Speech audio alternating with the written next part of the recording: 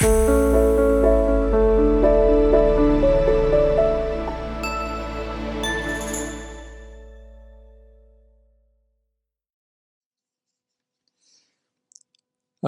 article I'm about to read was published by the Hindustan Times on the 23rd of November, 2002, under the title, Make Meditation Your Life Work.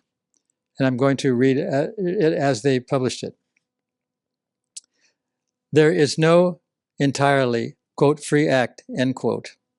Everything we do is conditioned by circumstances before and after birth, culture, education, genetic makeup, and karmic laws, true or false.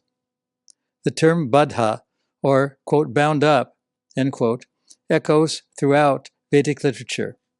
It's often seen in conjunction with nitya, and frequently refers to eternally illusioned or, quote, conditioned, end quote, souls. But what is this, quote, conditioning, end quote, and what is a, quote, conditioned soul, end quote? Something enables us to enjoy many things, including life itself.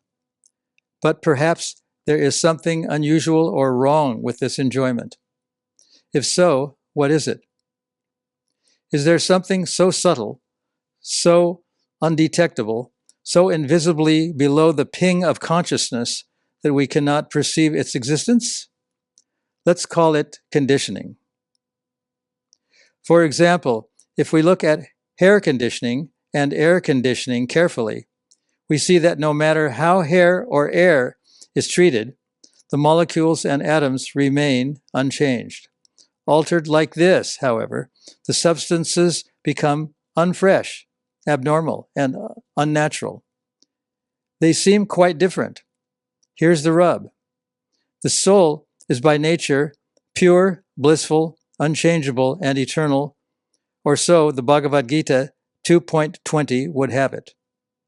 So how can the pure soul be affected by impure, natural, material nature?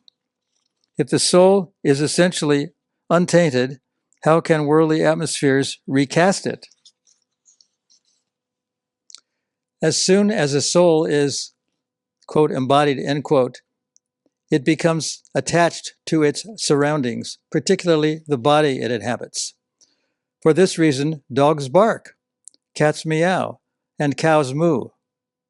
Human beings crave loving, eating, fighting, the arts, eating, sex, drugs, children, wealth, and intellectual prowess. But mostly we work hard to gratify our senses. In today's world, where wants are defined as needs, and needs become, quote, rights, end quote, the right to have what you want can be addictive. So accepting only what we really need requires discrimination and steady awareness of another dimension. Shastras and great sages posit that, quote, happier, end quote, universes become more real, more enjoyable, as we become more abstemious. Though not inversely proportional to material enjoyment, spiritual bliss embraces a certain degree of renunciation.